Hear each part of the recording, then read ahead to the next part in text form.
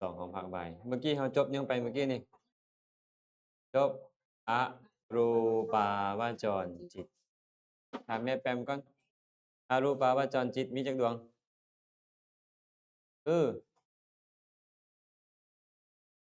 อันอาโหบยังสิไปหามาหา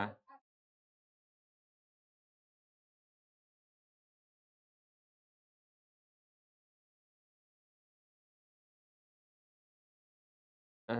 ต้องบอกอะโหบกุศลสี่อะโหบวิบากสี่อะโหบกิริยาสี่อะโหบวิบากนี่ถามไอ้หมอนก่อนมีองค์ประกอบจากอย่างองค์ประกอบของอะโหบมีจากอย่างอะโหบวิญญาณอะโหบจิตนี่นะมีองค์ประกอบจากอย่างสองอย่างคือและอุเบกขาและเอกคตาสองอย่าง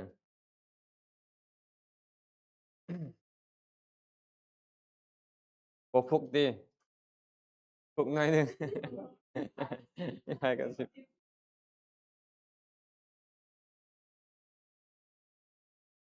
ถามมาดิถามไม่ออกไอ้นี่จักบาทเบิ่งรูปาวจรจิตมีจักดวงไหม15บ่ถามต่อแล้วสาธุก่อนคันถามต่อนี่ตอบยากอีกแล้วรูปเนาะรูปาวจรกุศลห้ารูปาวจรวิบากห้ารูปาวจรกิริยาห้าถามแม่เพชรมาดิแม่เพชรมหคตาจิตมีจักอย่างเท่าไรก็27ดวงคือ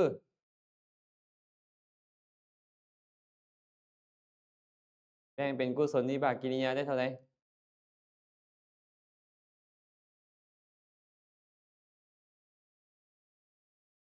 โอ้สาธุโธไม่ออกไอ้นี่ต้องคิดเลยเด้อนี่เด้อเออแม่เพชรตายเลยเด้อนี่เด้อมหคตะเนาะก็คือประเภทฌานที่เป็นโลกิยะนั่นแหละมาขึ้นต่อไปนี่โลกุตระจิตอ้าวเอามรรคก่อนโลกุตระจิตนี่แปลโลกุตระให้ฟังก่อนเด้อมาจากคำว่าโลกะบวกอุตระโลกะนี่แปลว่าโลกอุตระแปลว่าเหนือหรือสูงส่งกว่า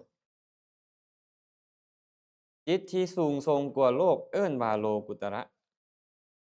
แต่ว่าคำว่าโลกตัวนี้นี่หมายถึงอุปาทานขันธ์5อุปาทานปาทานขันธ์หายังโลกนี่คืออุปาทานขันธ์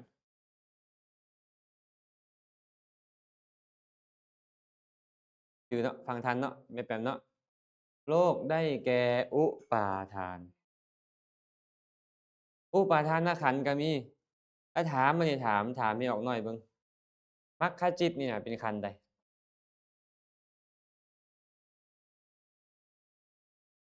เป็นขันธ์ใด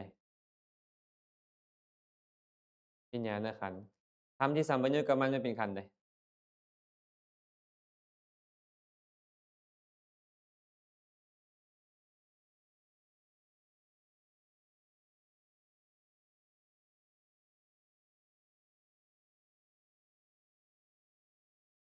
เหมือนจะถูกเลยเมื่อกี้นี่ธรรมที่สัมปยุตกับมันมี3เวทนาสัญญาและสังขารแสดงว่ารวมตัวมันก็เป็นขันธ์4อ้าวเพิ่นคือบอกว่าอยู่เหนือโลกคืออยู่เหนืออุปาทานขันธ์บัดเนี่ยอุปาทานขันธ์มีจักอย่างถามก่อนอุปาทานขันธ์มีจักอย่างอุปาทานขันธ์มี5แม่นบ่รูปูปาทานขันธ์อุปทานคือรูปเวทนูปาทานขันธ์อุปทานขันธ์คือเวทนาสัญญูปาทานขันธ์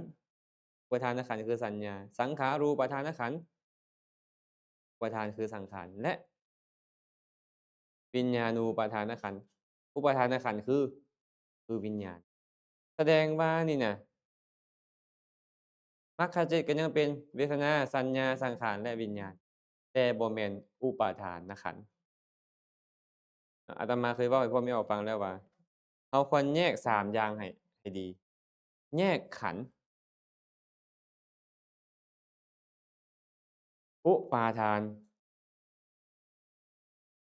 และอุปาทานขันธ์คันแยกพวกนี้บ่ได้นี่บ่เข้าใจเดะต้องแยกให้ได้เนาะ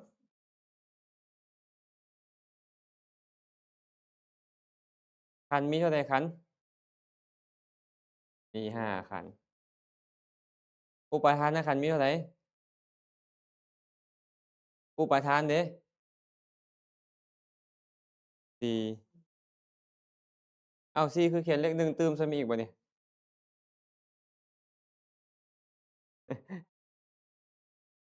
4คือมี1ขันธ์นี่มี5เนาะรูปเวทนาสัญญาสังขารวิญญาณอุปาทานมี4 4คือหยังกามูปาทานสีลพัตตูปาทานอัตตวาทูปาทานและอีกอย่างอีกทิฏฐุปาทานสีลพัตตูปาทานอัตตวาทูปาทานมี4แต่4ก็คือสังขารขันธ์อันเดียวอาตมาเลยเขียนเลข1ไว้หลังว่าเป็นสังขารขันธ์มันก็เป็นตัวสังขารนั่นแหละเป็นสังขารขันธ์นั่นแหละแต่ว่าสังขารขันธ์พิเศษแยกออกมาว่ามันเป็นตัวไปยึดขันธ์5นี่เมื่อไปยึดขันธ์5ขันธ์5ใดถูกยึดขันธ์5นั้นถูกเอิ้นว่าอุปาทานขันธ์ กิเลสนี่นะมีทิฏฐิเป็นต้นนี่มันยึดรูปบ่รูปถูกยึดเอิ้นว่ารูปูปาทานขันธ์ยึดเวทนาก็คือรูปาทานขันธ์ยึดสัญญายึดสังขารยึดวิญญาณก็เป็นอุปาทานขันธ์อุปาทานขันธ์คือ5พระพุทธเจ้าเลยบอกว่าเว้ารวมแล้วอุปาทานขันธ์5เป็นทุกข์บ่แม่นขันธ์5เป็นทุกข์มันต่างกันเบิดใดอุปาทานขันธ์5กับขันธ์5ต่างกันเบิดใดเมื่อกี้นี่แหละอาตมาเว้าให้ฟังแล้วมรรคนี่นะมรรคจิตนี่นะ ก็เป็นเวทนาสัญญาสังขารและวิญญาณเป็นขันธ์4นี่แหละแต่ว่าอุปทานไปยึดมันได้บ่อุปทานไปยึดมรรคผลนิพพานได้บ่เออบ่ได้เพราะมันเป็นธรรมเหล่านั้นเป็นธรรมกำจัดอุปทานแม่นบ่เมื่ออุปทานไปยึดบ่ได้มันก็เลยบ่มีโอกาสเป็นอุปาทานขันธ์แต่มันเป็นหยังล่ะมันเป็นอนุปาทานขันธ์ขันธ์ที่บ่ถูกยึดเมื่อขันธ์ที่บ่ถูกยึดมันก็บ่แม่นทุกข์ถึงจะมีความเกิดขึ้นตั้งอยู่ดับไปก็ตามมันบ่เอิ้นว่าทุกข์ เพราะมันเป็นธรรมดับทุกข์ทำไปดำเนินไปสู่ความดับทุกข์ฟังทันบ่ทันเนาะทันเลยเนาะแสดงว่ามรรคนี่พิเศษผลนี่พิเศษ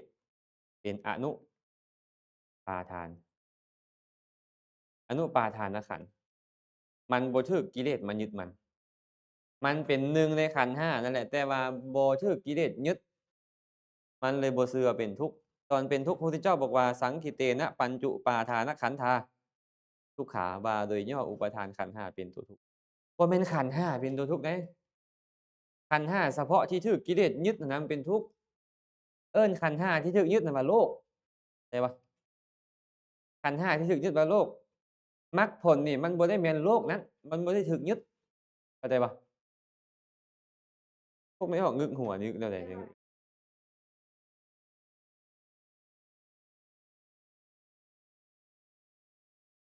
อันนั้นเว้าในวงเวียนนั่นแต่เว้าเรื่องสัจจะมันเป็นเว้าเรื่องสัจจะนี่นะนิพพานเป็นนิโรธแม่นบ่นิโรธคามินีปฏิปทาเป็นมรรคมรรคบ่แม่นทุกขสัจเขาเว้าด้วยความว่ามันเกิดขึ้นตั้งอยู่ดับไปได้แต่ว่าจะส่งความเป็นทุกขสัจจะบ่ได้เพราะมันบ่แม่นทุกข์มันบ่ถูกยึดอา ตัวที่ถูกยึดเท่านั้นเป็นทุกข์คืออุปาทานขันธ์เออเวลาพระพุทธเจ้าแสดงจะเว้าจั่งซี้ภิกษุทั้งหลายเราจะแสดงขันธ์5และอุปาทานขันธ์5แก่พวกท่านพวกท่านจงใส่ใจให้ดีฟังเราจะกล่าวเด้อขันธ์5มีหยังใดภิกษุทั้งหลายขันธ์5คือรูปเวทนาสัญญาสังขารนี่เรียกว่าขันธ์5 ภิกขุทั้งหลายอุปาทานขันธ์ห้าเป็นจั่งใดรูปเวทนาสัญญาสังขารวิญญาณนั่นแหละอันเป็นอารมณ์ของตัณหาอันตัณหาเข้าไปยึดเอาเฉพาะตัวนั้นได้เป็นอุปทานขันธ์นะเวลาทุกข์แท้ๆเพิ่นเว้าฮอดคืออุปทานขันธ์เป็นทุกข์เนาะมรรคผลจึงบ่เป็นทุกข์คันมรรคผลเป็นทุกข์พวกเราก็แสวงหาหยังแสวงหาทุกข์แม่นบ่เพราะมรรคผลบ่แม่นทุกข์มันเลยได้ชื่อว่าโลกุตระเพราะอุปทานขันธ์ถูกเอิ้นว่าโลก อุปทานขันธ์ถึกเอิ้นว่าโลกครับแต่มรรคผลนี่อยู่เหนือโลกก็เลยเอิ้นว่าโลกุตระสั้นๆคำว่าโลกะจึงหมายถึงขันธ์อุปาทานขันธ์เห็นบ่กุตระเหนือเหนือหยังเหนือขันธ์นี้เหนือทุกข์นี้เหนือทุกข์โลกนี่คือทุกข์โลกนี่น่ะแต่โลกุตระนี่น่ะมันอยู่เหนือทุกข์เลยเอิ้นมันว่าโลกุตระครับทีนี้โลกุตระถูกแบ่งเป็น3อย่างมรรคผลนิพพานมรรคผลนิพพานมรรคนี่มี4แม่นบ่มีโสดาปัตติมรรคเป็นต้นแม่นบ่มรรค4นี่นะมันชื่อว่าโลกุตระเพราะกำลังข้ามขึ้นจากโลกนี้มันยังบ่ทันได้ข้ามขึ้นเดะกำลังข้ามขึ้นส่วนผล4นี่น่ะมันชื่อว่าโลกุตระเพราะพ้นแล้วข้ามพ้นจากทุกข์แล้ว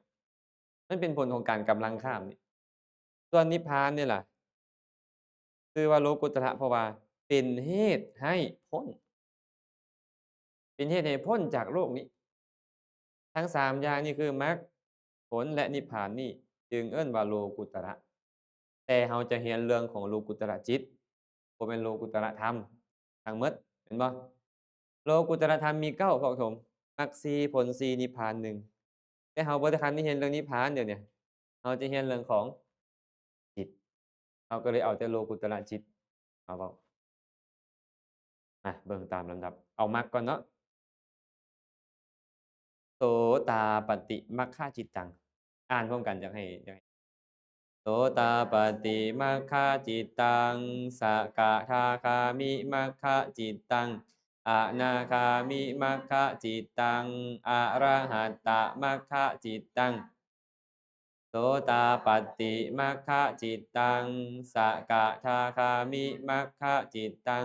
อนาคามิมัคคะจิตตังอรหัตตมัคคะจิตตังอีกรอบหนึ่ง โสตาปัตติมัคคะจิตตังสกทาคามิมัคคะจิตตังอนาคามิมัคคะจิตตังอรหัตตมัคคะจิตตังก็คือโสตาปัตติหรือโสดาปัตติมรรคสกทาคามิมัคคะจิตตังก็คือสกทาคามิมรรคอนาคามิมัคคะจิตตังก็อนาคามิมรรคอรหัตตมัคคะจิตตังก็อรหันตมรรคหรืออรหัตตมรรคนี้มรรคได้4แบบนี้มรรคนี่เป็นหยังจังเอิ้นว่ามรรคล่ะบัดนี้อ้าวเป็นหยังเอิ้นว่ามรรค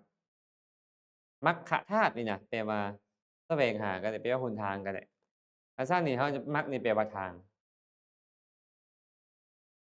ทางไปไสแล้วเนี่ยทางไปสู่ความพ้นทุกข์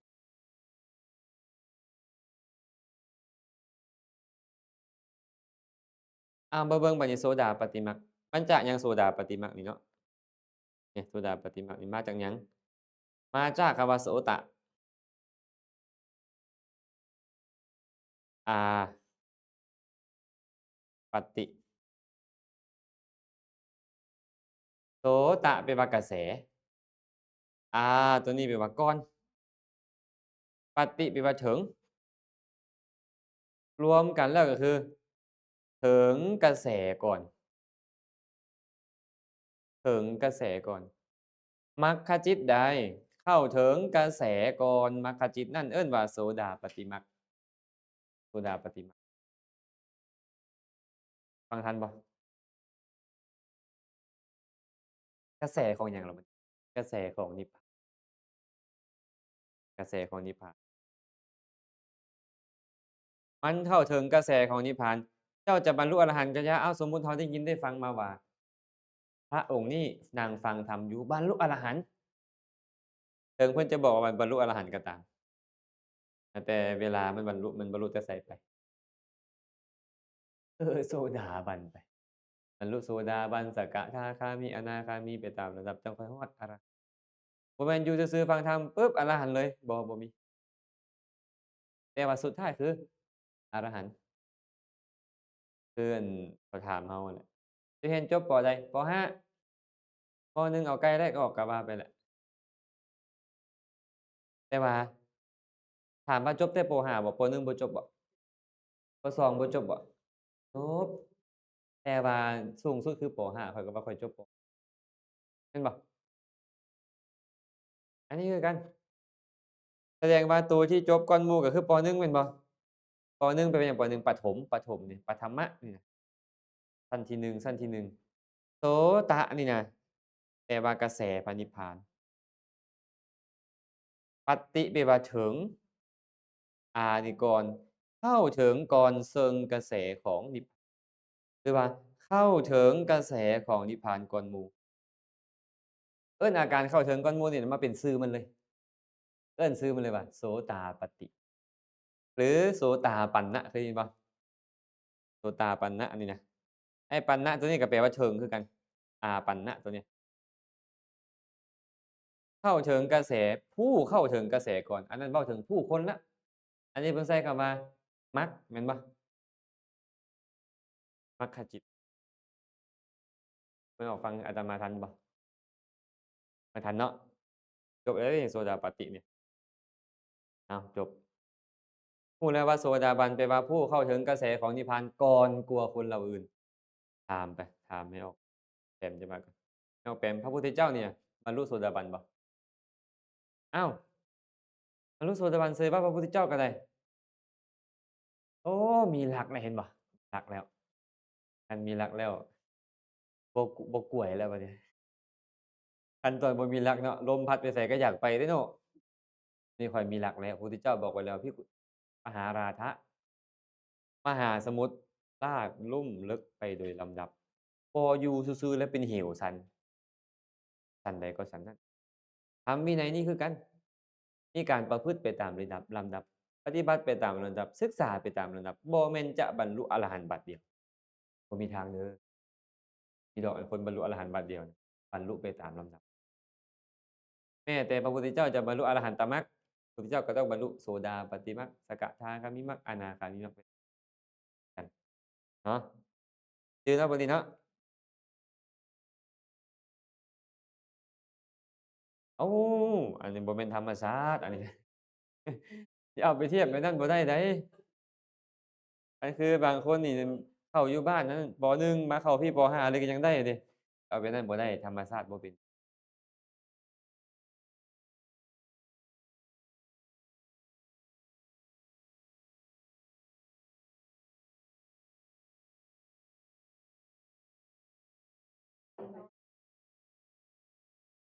แม่นๆๆต้องบรรลุไปตามลำดับ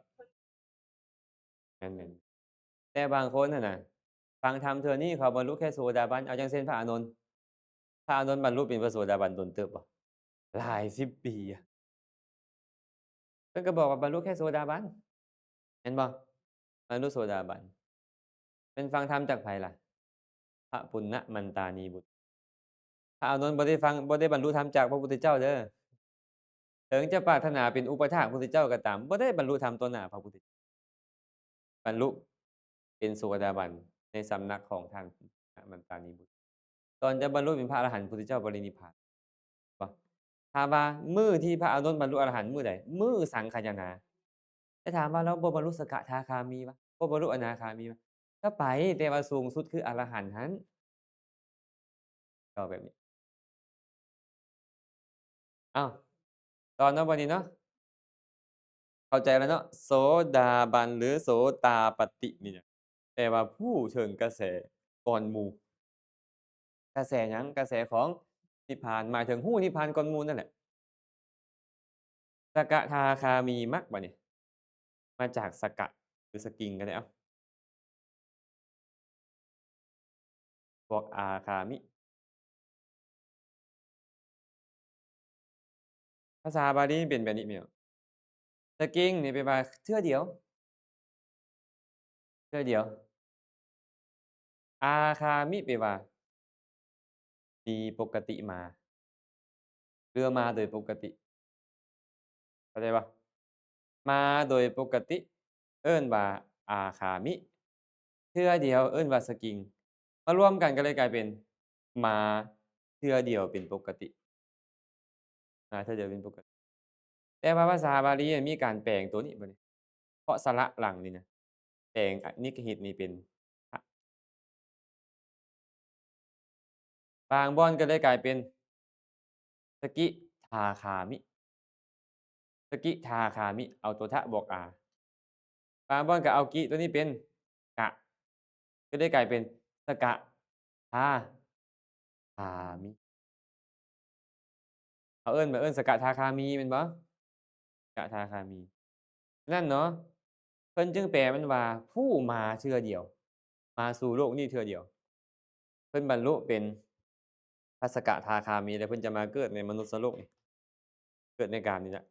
เทื่อเดียวแล้วเพิ่นจะบรรลุเป็นพระอรหันต์เอิ้นคนแบบนี้ว่าสกะ ลำดับที่2ต่อจากโสดาบันนั่นแหละจะมาอีกชาติเดียวแล้วจะบรรลุเป็นพระอรหันต์แน่นอนทันบ่แม่แปมจินตราเหมือนจะทันแม่นบ่เหมือนจะทันบ่เป็นหยังแต่สิชื่อไปยินๆต่อไปสกิทาคามิอ๋อเพิ่นว่าอาจจะบ่แม่นบ่แม่นได้ยินแล้วล่ะเดะอาจจะบรรลุธรรมเลยก็ได้เดะเป็นหยังคันฟังแล้วจื้อเลยมันสิเก่งโพดฟังแล้วก็จื้อแท้บ่จื้อแท้ธรรมดา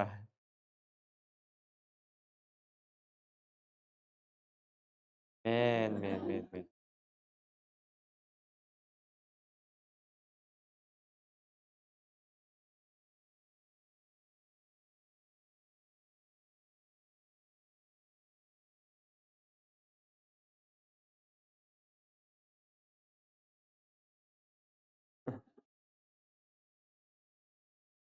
ครูบาอาจารย์ตกงานมาโอ้สบายแล้วอาตมาวันนั้นเนาะบายอันนี้ลำดับที่2คือสกทาคามีคือมามีปกติมาจักเทื่อคือมาเกิดเทื่อเดียวแล้วจะบรรลุเป็นพระอรหันต์คันบรรลุมรรคนี้แล้วนี่นะบัดนี้มรรคที่3บัดนี้อนาคามิมรรคมันมาจากคำว่านะอาคามิบัดนี้นะอาคามิอาคามิก็แปลยังไงก็เมื่อกี้นี่มีปกติมาปกติมานะนี่แปลว่าบ่มันก็เลยแปลว่าบ่มา แต่ภาษาบาลีนี่โหดมีการแปลงนะตัวนี้นี่นะเป็นอันแปลงนะเป็นอะนะแล้วก็เอานะตัวนี้บวกสระอากลายเป็นอะนาคามีแปลว่าผู้บ่มาโดยปกติคันบรรลุมรรคนี้แล้วจะบ่มาแล้วคันว่าบ่มาคือบ่มาสู่ความเป็นมนุษย์บ่มาสู่ความเป็นเทวดาชั้นกลามแล้วจะไปพรหมโลกอย่างเดียวพวกนี้สมมุติว่าแม่ออกสีไว้บรรลุอนาคามีปุ๊บนี่นะเอาละตอนนี้แม่ออกสีไว้อาจจะบ่อยากได้ฌานอิหยังเพราะกามตัณหามันบ่มี อาจจะบ่อยากได้อิหยังแต่ก็อยู่แบบบ่มีกิเลสนี่แหละก็ยังมีแต่อันอวิชชาพวกนั้นแม่นบ่แต่ความโกรธนี่ยังบ่มีแล้วแต่ว่ามื้อสุดท้ายก่อนตายนี่นะต้องได้ฌานแน่นอนก่อนตายเขาต้องได้ฌานและได้ฌานแล้วไปไสล่ะไปพรหมโลกอย่างเดียวแล้วแต่ว่าฌานนั้นเป็นฌานประเภทใดคันปฐมฌานก็ไปพรหมปริสัชชาพรหมปโรหิตามหาพรหมก็แล้วแต่คันทุติยฌานก็ปริตตภาอัปปมาณฑาอภัสราบ่ก็แล้วแต่บ่ อันฌานสูงขึ้นไปคันได้ฮอดจตุตถฌานในพระสูตรนะก็จะเป็นปัจจัยให้ไปสู่สุทธาวาส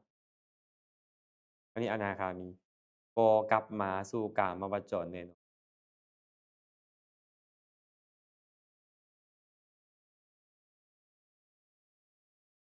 มีผู้ใด โอ้ สมมุติว่าพระอนาคามีนี่หว่าไปอยู่พรหมโลก80,000บ่คร้าถือแล้ว เพราะเพิ่นสามารถเจริญเองบรรลุเองได้แล้วเพิ่นบรรลุเลยได้จะได้เกิดน้อยๆเนาะแต่ว่าบ่ได้อย่างน้อยสุดก็ต้องเป็นกรรมเพราะเราจะต้องไปเป็นพรหมแน่นอนอนาคามีบ่สามารถอยู่ในกามได้เพราะเราบ่มีความยินดีพอใจในกามแล้วยังมีแต่ภพยินดีในรูปภพอรูปภพรูปฌานอรูปฌานอยู่แต่ถ้าหากเราไปเกิดในชั้นพรหมชั้นสูงขึ้นอายุเราก็โดนขึ้นแต่ว่าบ่ได้แบกสังขารหิ้งคือเฮาเดะเราบ่เจ็บเอวคือเฮาเดะแม่ออนสิเอ้ยเออความดันเราก็บ่มี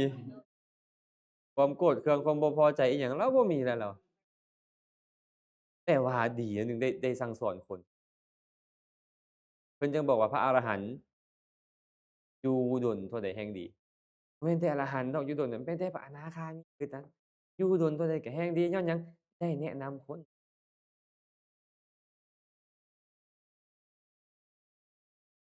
ต่ำสุด1/3กัป1/3กัป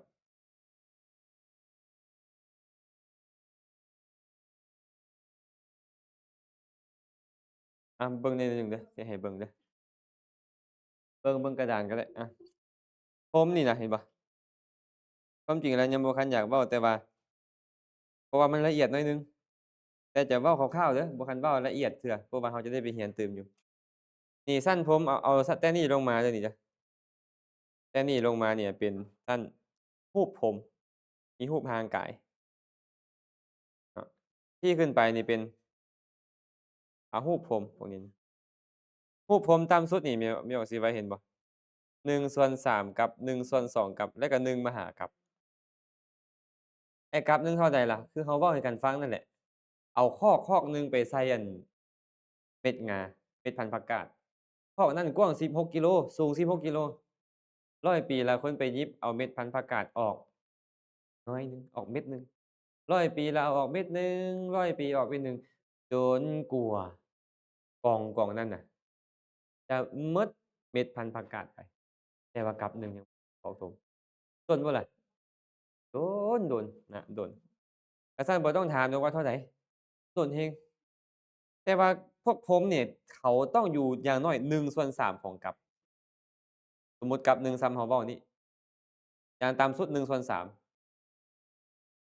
ผมอะปริษัทชานี่1/3คันพรหมปุโรหิตบัดเนี่ย1/2ของกัปคันพวกมหาพรหมอยู่1กัปแต่ว่ากัปนี่น่ะเป็นอาสงไขยกัปอาตมาจึงบ่คันอยากว่าเพราะกัปมีหลายแบบ เนาะอันอายุกัปอันตรกัปอาสงไขยกัปมหากัปบ่คันเว้าอะบ่คันอยากเว้าเว้าแล้วจะสับสนแท้ๆตอนนี้ต้องไปเรียนในปริเชษฐ์หาจั่งค่อยแจ่มแจ้งให้เราเข้าใจเรื่องจิตเรื่องอันนี้ไปเนาะมันนับเป็นกัปขึ้นไปแต่ว่าบัดเนี่ยอันที่แม่ออกสีไว้ว่า500กัปขึ้นไปนะมันนับตั้งแต่พวกที่ได้จตุตถฌานนัยยะพสูตรหรือปัญจมฌานนัยยะอภิคันว่าคนทั่วไป ปุถุชนหรือว่าโสดาบันสกทาคามีได้ฌานที่4ในยามพระสูตรหรือฌานที่5ในยามอภิธรรมนี่เขาจะไปเกิดอยู่นี่จะมีอายุ500มหากัปตรงกันข้ามบัดนี้พระอนาคามีได้พระอนาคามีได้ไปเกิดอยู่นี่ชั้นหยังนี่สุทธาสุทธาวาสอายุเริ่มจากพันมหากัปไปพระอนาคามีเริ่มจากพันมหากัปคันได้ปัญจมฌานได้อาคันได้ปัญจมฌานเพิ่นจะบ่มานี้เพิ่นจะไปอยู่นี้ชั้นใดชั้นหนึ่ง แต่ว่าคันได้อารูปฌานก็ไล่เอาเลยบัดนี้เริ่มจาก20,000มหากรัปไปบ่ฮู้ใต้ฮู้เหนือยังอยู่พู้นแหละคันบรรลุโสดาบันไปแล้วสกทาคามีอนาคามีไปแล้วโอ้ก็สบายแล้วอยู่แล้วก็ปรินิพพานอยู่หั่นเลยบ่ต้องมารับรู้หยังอีกแล้วบ่ต้องมาเครียดให้พี่น้องเพราะบ่มีพี่น้องแล้วอยู่พุ่นน่ะมีแต่ตัวเองผู้เดียวอยู่พุ่นเนาะโอ้ป๊าดีบ่แบบเนี้ยอันเนี้ยมีผัวมีเมียมันทุกข์นำผัวนำเมียก็พอแรงมีลูกมีเต้ามีหลานมีเหลนโอ๊ยถ้ามีมือก็ทุกข์เพราะมืออีกเนาะโอ๊ยจะจั่งใดพวกเขาเนี่ย มันลืมพระพุทธเจ้านี่มีเทวดาถามพระพุทธเจ้าแม่นหยังปกปิดเขาถึกสัตว์ทั้งหลายถึกหยังปกปิดพระพุทธเจ้าบอกถึกมฤตยูปกถึกมัจจุราชคือความตายปกปิดลืมเบิดอันตัวเองเคยทุกข์มาเนี่ยเบิ่งแหมความจริงนี่เฮาตกนรกบ่แม่นน้อยเทื่อแล้วเดะเนี่ยแต่เฮาลืมหมดอะถูกฆ่าถูกแฟนถูกแทงถูกทุบถูกตีถูกด่าถูกว่าถูกเอารัดเอาเปรียบตัดแขนตัดขานับบ่ถ้วนเลยเหมือนกับคนทุกข์มาแล้วมารวยแล้วลืมเลยว่าตัวเองเคยทุกข์เนาะคือสิบ่ทุกข์จักเทื่ออีกบัดเนี่ย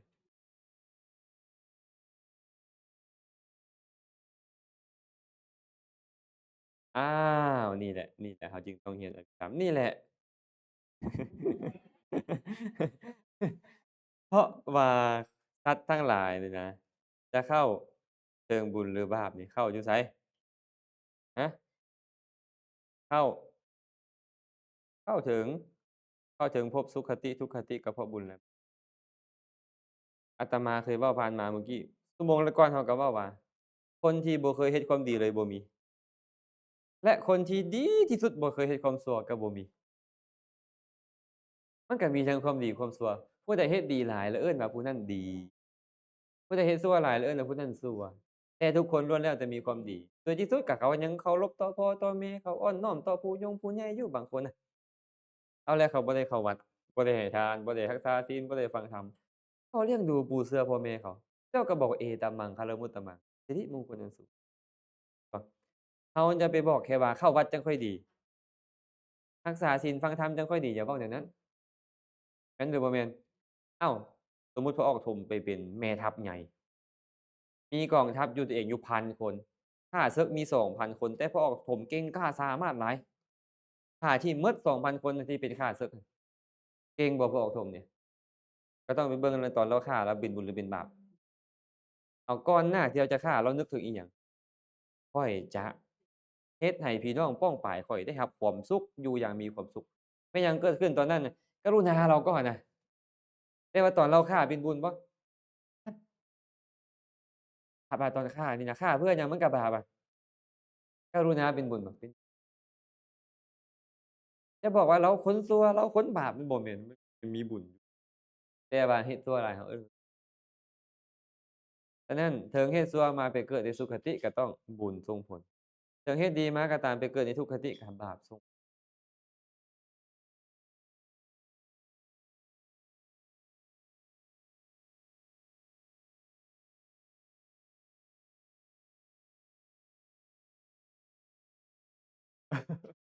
มันก็ไปสร้างชากันยากอยู่เลยเนาะพุทธบูชานี่ป๋มันอิหยังจะทอกับบ่ได้ไอ้ตอนฆ่ามันก็ต้องใช้แต่ตอนที่เราน้อมเป็นพุทธบูชาก็บ่อิหยังบ่มีอิหยังท้อคือกันแล้วแต่ว่าตอนใกล้ตายเราจะนึกถึงหยังบัด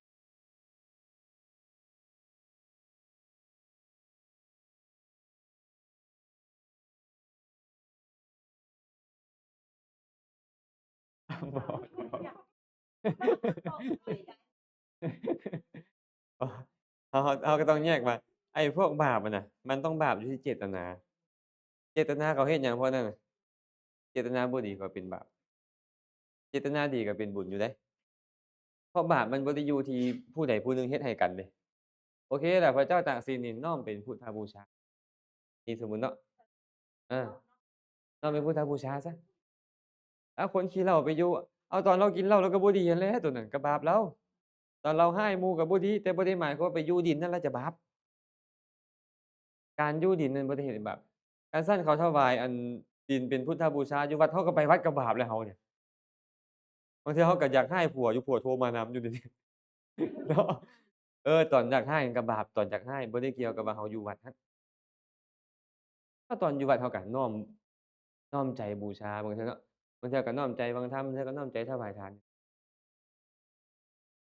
มันต่างเดี๋ยวนี้ต่างนิดหนึ่งก็คืออย่างเช่นเรามักเว้าเรื่องของสงฆ์อันนั้นไปไสสอยของสงฆ์อันนี้นั่นซื่อๆสมมุติว่าไปเอาของสงฆ์มากินมันเป็นหนี้สงฆ์บาปบ่บางเทื่อบ่บาปบางเทื่อกินโดยเข้าใจว่าอันนี้นี่เพิ่นสละแล้วเนาะกินโดยเข้าใจว่าเพิ่นสละแล้ว ถ้ามีสติสัมปชัญญะในการกินเข้าใจว่ากินเพื่ออยู่บ่ได้อยู่เพื่อกินสมมุติเราใส่ใจได้นะขนาดกินของสงฆ์ยังเป็นบุญแม่นว่าสิว่าแต่ว่านี่มันต้องใส่มาฮู้ทีหลังว่าโอ้เจ้ากินของสงฆ์ไปได้เจ้าต้องใส่คืนได้เดี๋ยวนั้นซื่อๆนั่นเห็นบ่บัดนี้ตายแล้วบัดนี้สิบ่กล้าไปเข้าห้องน้ำวัดแล้วบัดนี้เพิ่นก็บ่ได้เว้าถึงขนาดนั้นดอกเอาไปใช้สอยในความเป็นเพิ่นเฮ็ดให้สาธารณะพระสงฆ์พระเจ้าองค์ใด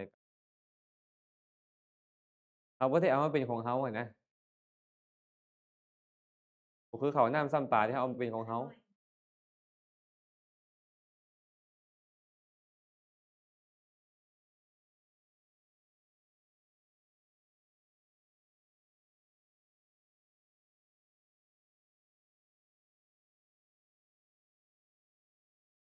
ทราบบ่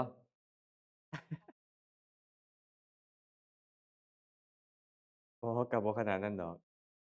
ความจริงแล้วแบบนี้เด้อตั้งแต่สิบ่กล้าไปวัดกันแล้วพวกเขาเนี่ยฟ้าวเวียกเด้อบ่ได้กวดซอยเด้อโอ๊ยบาปเด้อเจ้าเออคันเฮาใส่เพิ่นน่ะมันยังค่อยสิเป็นคันเฮาบ่ได้ใส่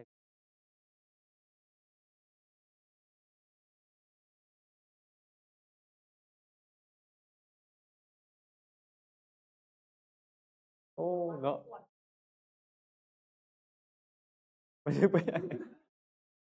ความจริงแล้วเป็นสิ่งที่สมควรเฮ็ดเอาเว้าจั่งซี้ก่อนว่าเวลาเฮาไปแม้แต่เฮาบ่ได้ไปวัดดอกไปเรือนคนอื่นนั่นน่ะไปกินข้าวกินน้ำเรือนคนอื่นเฮาก็ยังสมควรที่จะช่วยเหลือเนาะปัดกวาดเช็ดถูอันนี้เป็นมารยาทในสังคมที่ควรเฮ็ดนั่นน่ะไปวัดคือกันเดะ เราควรเฮ็ดทำคุณแต่ตอบแทนแต่บ่ได้หมายว่าคันเราบ่เฮ็ดแล้วเรามันจะบาปเพราะการกินนั้นบ่แม่นอยู่ต้องเข้าใจแบบนี้เดะเนาะแต่คันเจ้าเกียจคร้านบาปบ่เกียจคร้านบาปเกียจคร้านนี่กินแล้วโลภกินแล้วโกรธกินแบบลุ่มหลงไปกินแล้วอยากทิ่มภาระให้พระสงฆ์เขาเจ้าคันเจตนาแบบนั้นเกิดขึ้นมันก็เป็นบาปคันเจตนาแบบนี้มีได้คันเจตนาคิดว่าจะทิ่มภาระให้พระสงฆ์บ่อันนั้นก็ยังบ่มีบาปข้อนั้น พระเด้บัดนี้กินบาปบ่พระกินด้วยความโลภบาปบ่พระโอ้บาปคือกันเด้นี่พระก็ได้พระกินด้วยความลุ่มหลงกินด้วยความขาดสติก็บาปหมดเนาะอยากถิ้มภาระให้องค์อื่นพระก็บาปอันเนี้ยพระก็บาปต่างแต่ว่าพระนี่มีสิทธิ์ในของสงฆ์ซื่อๆมีสิทธิ์ในของสงฆ์คือเพิ่นจะบ่เป็นหนี้สงฆ์หากเพิ่นบริโภคตามลำดับพรรษาแต่ญาติโยมบ่มีสิทธิ์เดะก็ต้องอาศัยการที่เพิ่นสละก่อนแล้วเขาจึงบ่ได้บริโภคแบบนี้แต่เราคิดนี่เหมือนจะว่าต้องเฮ็ดซอยแม่นบ่เฮ็ดซอยมันบาปได้เราคิดแบบนั้นซื่อๆ แต่เราอย่าลืมว่าหลักของบุญและบาปคือเจตนาของบุคคลนั้นๆบุญบาปอยู่ที่เจตนาคันเขาเจตนาดีก็บ่บาปเออ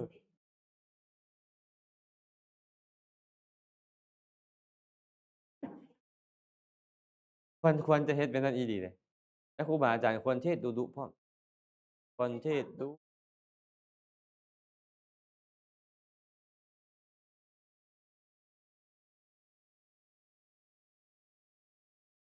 ควรแท้ควรว่า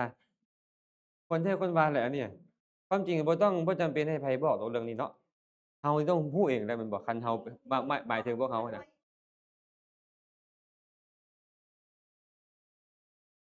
ก็คือเก่าเนาะ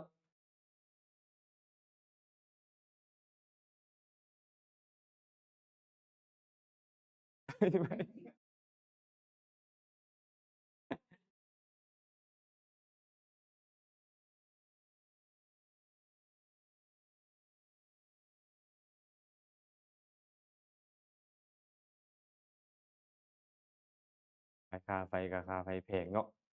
ปัจจัยค่าไฟ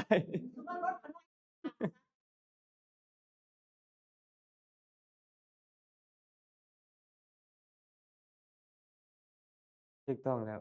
ความจริงแล้วมารยาทเรานี่ ต้นสำหรับคือเฮานี่เนาะอาตมามาถูกอบรมมาแต่น้อยเลยเดะอาตมาว่าเฮาไปกินอิหยังเรือนไผใช้สอยอิหยังของเฮาควรเฮ็ดแบบนี้แบบบางคนอา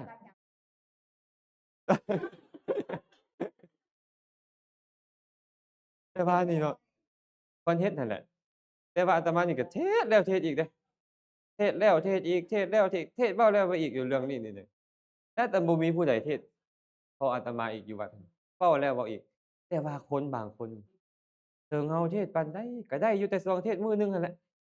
มื้อที่2ที่3คือเก่าขนาดเฮ็ดป้ายให้อย่าใส่เกิบขึ้นเด้อไม่ออกสิไว้เอ้ยยังใส่ขึ้นน่ะป้ายติดอยู่เดี๋ยวนี้น่ะอาตมาว่าป๊าดบางคนนี่ยากแต่ว่าสมควรเฮ็ดอีหลีบางเทื่ออ่านปุ๊บมันกระตุ้นเฮา แต่ว่าพวกครูบาเล่นพวกนั้นเขาเคยเฮ็ดอยู่เดะแต่มันเสียแล้วอานิสงส์ของการกวด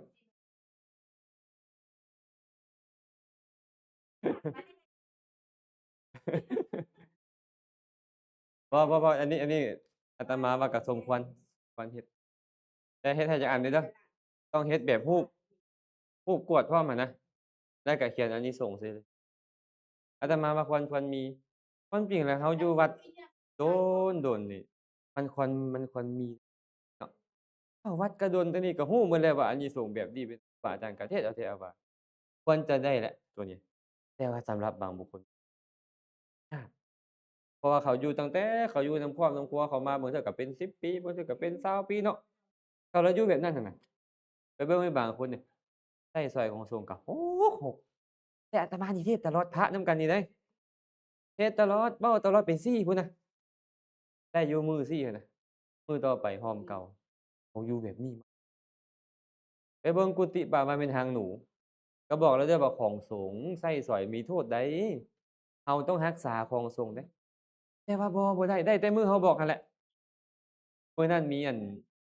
ญาติธรรมมาแต่เขมรมาแต่กัมพูเชียเขาก็อยากเลาะวัดเนาะเออก็ย่างพาย่างไปตามใส่กุฏิองค์หนึ่งจักกระปองจักขี้เหงื่อจักธงโยกธงยางจักอิหยังสะอยู่อายเป็นตาอายบ่อายน่าจะโซวัดจักหน่อยหนึ่งว่าเถาะไปย่างผ่านกุฏิตัวนี้ก็ไปบอกแล้วได้อยู่เดะได้2-3มื้อแล้วต่อไปคือย้ายกุฏิไปอยู่อันใหม่คล้ายเก่าแม้แต่พ่อสีแม่ขาวด้วยคือกันเดะ สะอาดได้แหมสะอาดนำกันได้ไหมได้มือบอกกันน่ะเก็บอยู่ขี้เหงื่อมื้อต่อไปคือเก่าเขียงก็ยังบ่ล้างนะเดี๋ยวนี้ไปเฮ็ดกินนั่นน่ะบางคนนั่นน่ะเนาะทั้งๆที่มันควรจะได้แหละเขาครูบาอาจารย์เว้าจี้จ้ำไชขนาดนั้นแหละนะแต่อุปนิสัยแต่ว่าสมควรเฮ็ดอาตมาก็คิดอยู่เดะบ่แม่นแต่สิเอาแต่อานิสงส์อันนั้นเดะอานิสงส์หลายๆแนวเฮ็ดป้ายติดไปแล้วเห็นทิ่มขี้เหงื่อให้เป็นบ่อนเป็นที่ให้อานิสงส์แบบนี้แบบนั้นน่ะนะโอ้ดีหลาย เออเดี๋ยวสิให้พวกนี้เขาเฮ็ดเป็นโปสเตอร์ออกมาเพราะว่าอาตมาก็คิดว่าควรจะเฮ็ดอาตมาก็เป็นคนมักสะอาดเทิบเห็นขี้แล้วหงุดหงิดเห็นขี้แล้วหงุดหงิดแต่ตัวเองบ่สามารถไปเฮ็ดให้ร้อนทั้งวัดนั่นน่ะแม่นๆติดได้ทุกบอลเลยบัดเนี่ย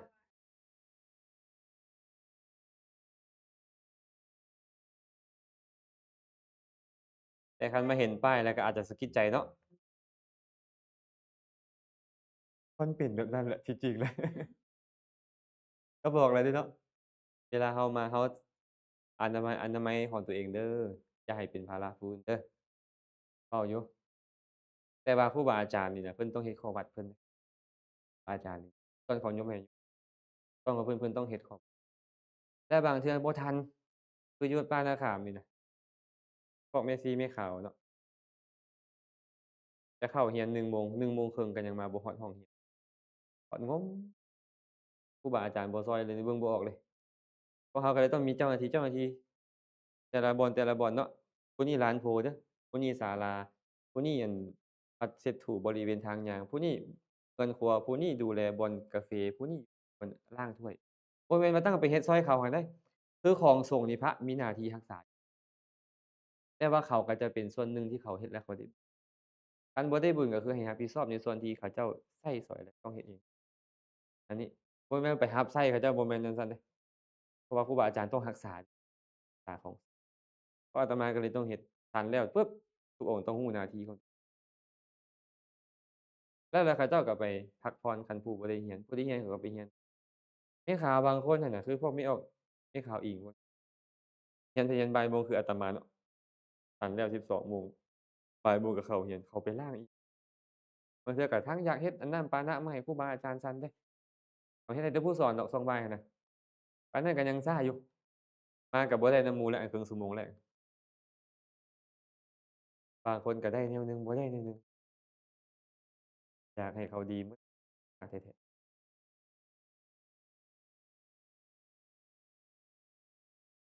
ๆหลายๆคนเขาก็เฮ็ดได้บางเทื่อเขาเอาของเขาเจ้าไปเนาะเขาก็จะไปซ่าร้อยล้างซอยแล้วก็เอาของเขาเจ้าบ่แม่นเฮ็ดแต่ของเขาเจ้าเดะเขาก็เฮ็ดซอยครูบาอาจารย์เด้อพวกเราก็กระตุ้นกันเลยเด้อกระตุ้นกันเลยเอาๆมๆๆกลับมาหาโลกุตระเราได้เดะนี่มันสิบ่ฮอดเด้อนี่บ่คันฮอดผลจักเทื่อนี่ฮอดแต่มรรคเดะนี่เมื่อกี้นี่ฮอดหยังอนาคามีแปลว่าหยังก็อนาคามีผู้บ่มาคำว่าบ่มาหยังบ่มาสู่กามวจรบ่มาสู่ความเป็นมนุษย์บ่มาสู่ความเป็นเทวดาชั้นกลางอีกแล้วบ่จำเป็นต้องเว้าถึงอบายเดะอบายถือว่าปิดประตูอยู่แล้วเนาะแต่มนุษย์นี่ก็ยังบ่มาอรหัตตะบัดนี้อรหัตตะมาจากคำว่าอระอรหัตอรหะนี่แหละมีตาตะปัจจัยมาอันนี้แปลว่าความอันนี้ไกลความเป็นผู้ไกลจากกิเลสคำว่าไกลนี่คือบ่มีเลยเพิ่นเอิ้นว่าไกลซื่อๆแต่ความเป็นผู้บ่มีกิเลสนั่นเองความหมายนะแต่ใช้คำว่าไกลไกลแสนไกลคือบ่ยุ่งเกี่ยวกับกิเลสเลยบ่ยุ่งเกี่ยวกับกิเลสเลยเพิ่นเลยบอกว่าอรหัตตะหรืออรหันตะก็ได้ความเป็นผู้ไกลจากกิเลสมรรคใดก็ตามเฮ็ดบุคคลให้เป็นผู้ไกลจากกิเลสมรรคนั้นเอิ้นว่าอรหัตตมรรคสี่นี่แหละเอิ้นว่ามรรคสี่เนาะคือเนาะโสตาปัตติมรรคคือหยังมรรคของผู้เข้าถึงกระแสครั้งแรกสกทาคามิมรรคนี่น่ะมรรคของผู้ที่เข้าถึงกระแสแล้วจะกลับมาสู่โลกนี้อีกเทื่อเดียวอนาคามิมรรคมรรคของบุคคลผู้ที่บรรลุแล้วบ่กลับมาสู่กามวจรอีกส่วนอรหัตตมรรคมรรคคือของผู้ที่บ่มีกิเลสแล้วหรือว่าไกลจากกิเลสเวลามรรคบัดเนี่ยมรรคเกิดขึ้นแล้วมันหยังตามมาผลต้องตามมาเบิ่งการตอนบรรลุธรรมหน่อยหนึ่งเนาะตอนคนบรรลุธรรมอะนะอันนี้อาตมาจะบ่ได้แต้มละเอียดเด้อเพราะว่าหน้าจออันนี้มันบ่ได้กว้างใหญ่ปาน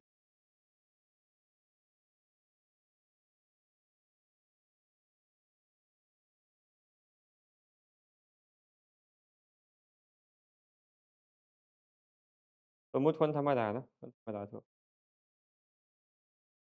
เวลาเขาเจริญกุศลนี่นะที่กรรมวจระอนุโลมโอตตัรภูเกิดถ้าบรรลุมรรค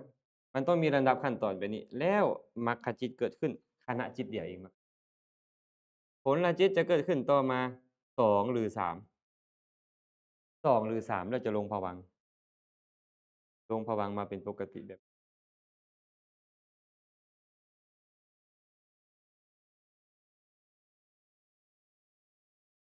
นี้เวลาบรรลุธรรมมันจะเป็นแบบนี้คันผู้ใดบ่มีตัวนี้ผลจะเกิดขึ้น3ขณะแต่อันนี้เฮ็ดให้ผล2ขณะมรรคกับผลนี่นะพ่อผู้ชมเกิดติดกันเลยจิตที่เอิ้นว่ามรรคเกิดขึ้นปุ๊บดับลงผลจิตเกิดขึ้นเลยบ่มีเวลามาขวางกั้นเพิ่นเลยเอิ้นว่าอกาลิโกบ่มีการเวลามากั้นกลางระหว่างมรรคกับผลระหว่างมันกับผลของมันบ่มีอิหยังมากางกั้นอ้าวสมมุติว่าเดี๋ยวนี้นี่แม่ออกนี่เฮ็ดบุญอยู่แต่บ่ฮู้ดอกว่าบุญจะส่งผลมื้อใดแม่นบ่ปีใดหรือชาติใดมันจังส่งผล ฮู้บ่ได้ต้องรอเวลาแม่นบ่เอาให้ทานรักษาศีลฟังธรรมก็ตามแต่แม่นบ่แต่ว่าการบรรลุนี่บ่แม่นบรรลุปุ๊บผลเกิดขึ้นทันทีเลยผลเกิดขึ้นทันทีนี่แหละตัวนี้แหละมรรคจิตเกิดขึ้นดับไปผลจิตเกิดขึ้นทันทีพระพุทธเจ้าจึงบอกว่าบ่แม่นฐานะบ่แม่นโอกาสที่บุคคลผู้เป็นสัทธานุศรัทธายังไม่ออกน้อยสาลีสัทธานุสาลีจะบ่บรรลุเป็นโสดาปัตติผลแล้วตายในระหว่างบ่มีอันเนี้ยมรรคนี่เอิ้นว่าสัทธานุสาลีบรรลุมรรคเลยท่าจัก3มื้อก่อนแล้วก็ตายก่อนซะบ่คันฮอดผลบ่มีมรรคเกิดขึ้นดับไปผลเกิดขึ้นแน่นอนเลยก็การที่ตายก่อนในระหว่างนี้บ่มีคันบรรลุผลแล้วตายนี่มีได้คันว่าบรรลุมรรคแล้วผลบ่คันเกิดขึ้นแล้วตายก่อนนี่ต้องเกิดขึ้นแน่นอนแต่นี่แหละบ่มีเวลามาคั่นจะไปฟังองค์หนึ่งเทศน์เพิ่นเทศน์ว่ามรรคเนี่ยละอันหนึ่งผลละอันหนึ่งเพิ่นว่าละหยังได้อันโสดาบันเนี่ยสักกายทิฏฐิวิจิกิจฉาศีลพัตตปรามาสเพิ่นว่ามรรคนี่มันละสักกายทิฏฐิได้เพิ่นว่าพู้นผลเพิ่นจังไปละอันอื่นต่อวิจิกิจฉาศีลพัตตปรามาสผลพุ่นเพิ่นว่าโอ้เพิ่นตื่นแท้ตื่นว่าเพิ่นก็ได้ตื่นตูมเพิ่นให้ฉายาตัวเองว่าคนตื่นอิหยังก็บ่จักแหละแต่อาตมาเอิ้นเพิ่นว่าคนตื่นตูมเพิ่นคิดไปเองของเพิ่นนั่นน่ะบ่มีหนังสือเล่มใดบอกบ่มีพระไตรปิฎกสูตรใดบอกแต่เพิ่นคิดไปเองเพราะเพิ่นต้องตอบได้ทุกอย่างเดะอันนี้สำคัญเดะอันคนต้องตอบได้ทุกอย่างนี่น่ะความจริงแล้วบ่ฮู้ก็บ่ต้องตอบก็ได้หรือบอกว่าขอไปเบิ่งใหม่ก่อนเด้อหรือว่าน่าจะเป็นแบบนี้บ่หรือว่าจั่งใดอันนี้ฝากไปพิจารณาเด้อก็ยังไข่เดะอันนี้ฟันธงเลยมักละอันนี้ผลละอันนี้ก็ยังว่าผลจังว่าผลจังน่ะผลของการละเมื่อมันเป็นผลแล้วมันสิไปเฮ็ดหน้าที่ละหยังก็ยังบอกว่ามันเป็นผลเอาเว้าส่ำนี้เราก็ยังพอเข้าใจกันว่าตัวใดละตัวใดเป็นผลของการละแม่นบ่อืมผลจึงบ่ได้เฮ็ดหน้าที่ละเด้อแต่ว่าผลนี่เวลาเข้าปุ๊บมันสงบกิเลสได้เพราะตอนเข้าผลแล้วจิตกิเลสบ่สามารถเกิดขึ้นวิธีของผลสมาบัติก็บ่มีพวกนี้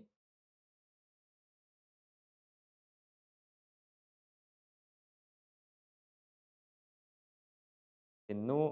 นุนุไปเลยก็เป็นผลไปผลนี้เกิดติดต่อกันเท่าไรก็ได้ เกิดติดต่อกันเป็นร้อยเป็นพันเป็นแสนเป็นโกฏขณะก็ได้แต่ว่ามันต้องมีวิปัสสนาเข้าไป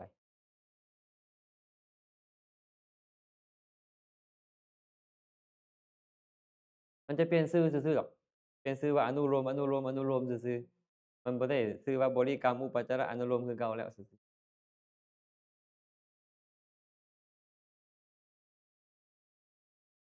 ฟังทันเนาะแสดงว่าโสดาปัตติมรรคเกิดขึ้นดับไปโสดาปัตติผลเกิดขึ้นทันทีแน่นอนแม้แต่สกทาคามิมรรคกับสกทาคามิผลก็เช่นกันอนาคามิมรรคอนาคามิผลก็เช่นกันอรหัตตมรรคอรหัตตผลก็เช่นกันบ่มีเวลาไปรอท่าผลของมัน เพิ่นเลยบอกว่าอากาลิโกให้ผลได้บ่จำกัดการการเวลาท่านเด้อเพราะเป็นผลของการเข้าถึงกระแสครั้งแรกก็เลยเอิ้นตามเหตุนั้นเมื่อเจ้าเป็นโสตาปัตติมรรคข้อยก็จะเป็นโสดาปัตติผลเพราะข้อยเป็นผลของเจ้าเมื่อเจ้าเป็นสกทาคามิมรรคข้อยก็จะเป็นสกทาคามิผลเพราะข้อยเป็นผลเมื่อเจ้าเป็นอนาคามิมรรคข้อยก็เป็นอนาคามิผลเมื่อเป็นอรหัตตมรรคข้อยก็เป็นอรหัตตผลเพราะข้อยเป็นผลของเจ้าแต่ว่าจิตที่เป็นผลนี่เขาเอิ้นวิบากก็จริงเดะเขาเอิ้นวิบากเห็นบ่ มันมีชาติเป็นวิบากเนี่ยนะผลของมันนี่นะถึงแม้นว่ามันจะมีชาติเป็นวิบากก็จริงแต่ว่ามันบ่เฮ็ดหน้าที่นำเกิดอิหยังเลยพวกเนี้ยมันเฮ็ดหน้าที่ฮู้แจ้งนิพพานอย่างเดียวสมมุติว่าป่วยอยู่ป่วยแห้งๆก็เข้าผลสมาบัติซะก็ระงับหน่อยหนึ่งซะตอนนั้นน่ะก็ระงับไปฉะนั้นเนาะ มันบ่คือวิบากทางลมนี่เด้ตอนพวกรูปวิบากรูปวิบากมหาวิบากอะนำเกิด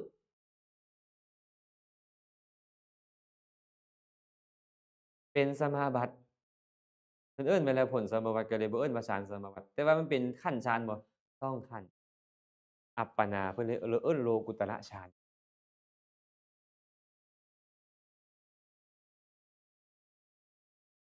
ในตัวของมันอยู่แล้ว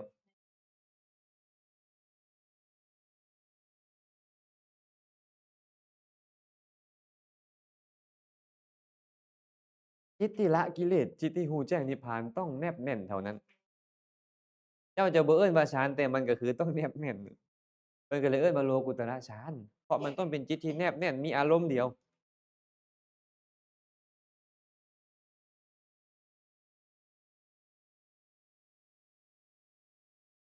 แต่ว่าผลนี่มันสามารถเข้าได้ตลอดคล้ายๆกับฌานแต่มันบ่แม่นฌาน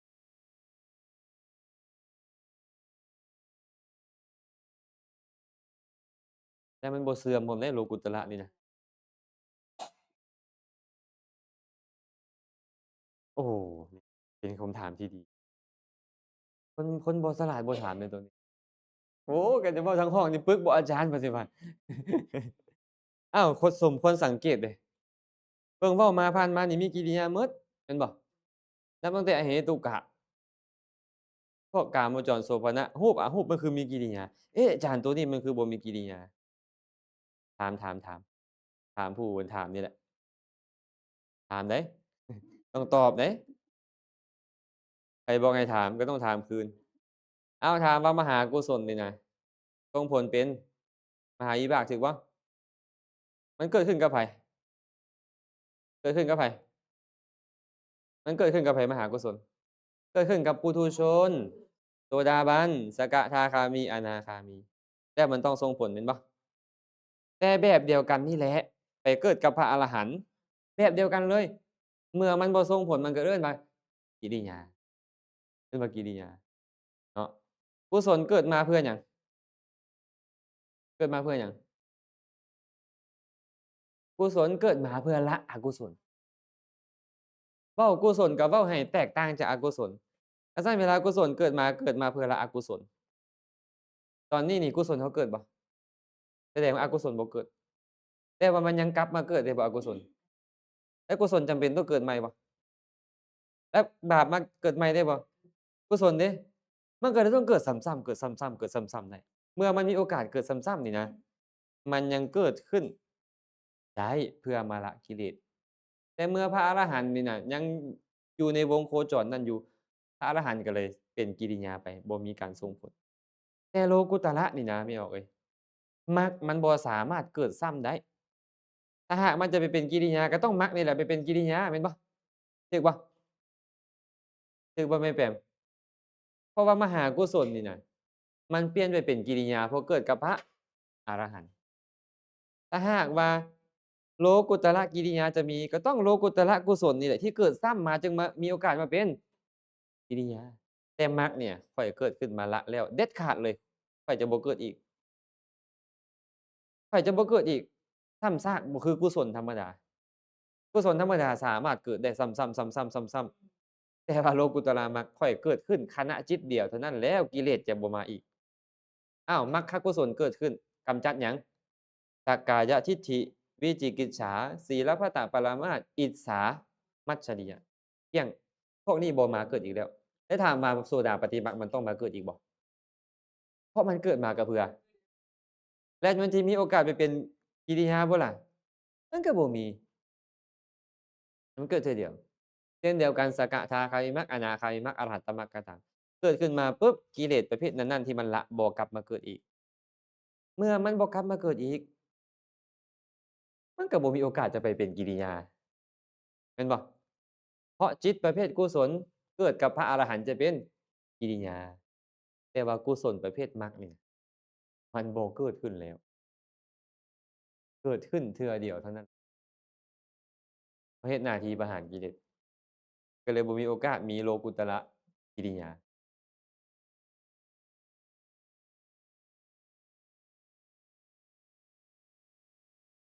เหมือนจะเข้าใจ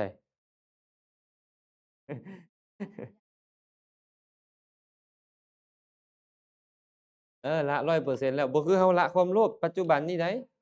ละแล้วเดี๋ยวมันก็มาอีกก็ต้องเอาอันเนี้ยอกุศลมาละอีกแม่นบ่โกรธคือกันโกรธเดี๋ยวก็มาอีกละมันได้เดี๋ยวก็มาอีกอยู่หั่นแหละมันก็เลยต้องเกิดซ้ำๆซ้ำๆได้มรรคนี่บ่แม่นจังซั่น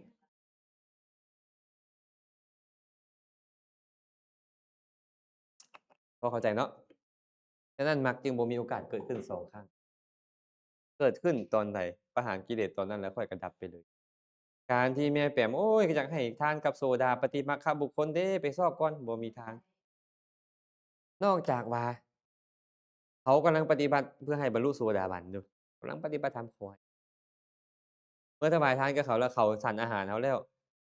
เจริญกุศลจนบรรลุโสดาปัตติมรรคเขาชื่อว่าได้ให้ทานกับโสดาปัตติอาแล้วให้และสันของเขาแล้วล่ะปฏิบัติธรรมแล้วบรรลุเขาก็ชื่อว่าให้ทานกับโสเพราะโสดาปัตติมรรคบุคคลมีแค่ขณะจิตเดียวแต่พระพุทธเจ้าเอิ้นว่าบุคคลให้เพราะเมื่อแยกออกแล้วผู้นี้เป็นผู้ละคนเป็นผู้เสวยอาลึกเนาะพระพุทธเจ้าเนาะ โอ้สุดยอดเหลือเกินแสดงว่ายุโรปนี่แคนเซิลได้บ่นี่มาหาพระพุทธเจ้า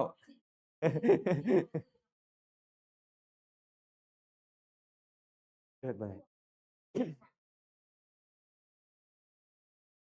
โอ้เนาะพระสัมมาสัมพุทธเจ้านี่เพิ่นรู้ได้ขนาดนั้นเลยสมแล้วที่เฮาได้เพิ่นยกไว้เหนือเสียนเก้าเนาะ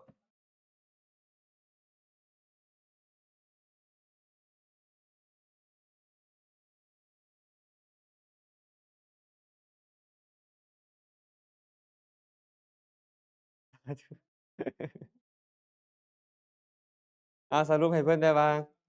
ทั้งมรรคทั้งผลนี้มีหยังเป็นอารมณ์มีนิเพิ่นเลยบอกว่าทำบ่ดำบ่ขาวมีวิบากบ่ดำบ่ขาวเป็นไปเพื่อความสิ้นกรรม ไอ้กรรมนี่น่ะมันเป็นไปเพื่อความสิ้นกรรมเพราะมันเกิดขึ้นมาปุ๊บโสดาปัตติมัคคกรรมเกิดขึ้นกรรมที่เป็นสักกายทิฏฐิหาย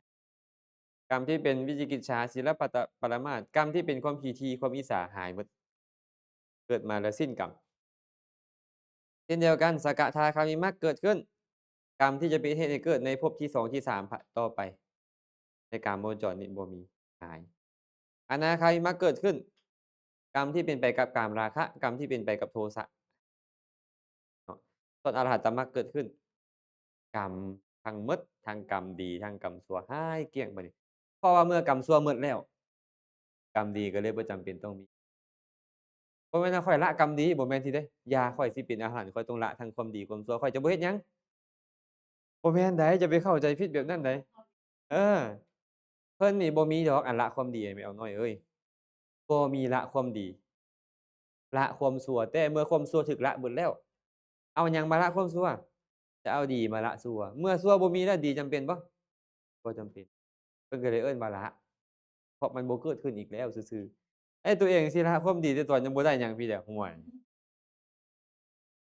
ทำทั้งเพิ่นมักเว้าจังซี่เดะ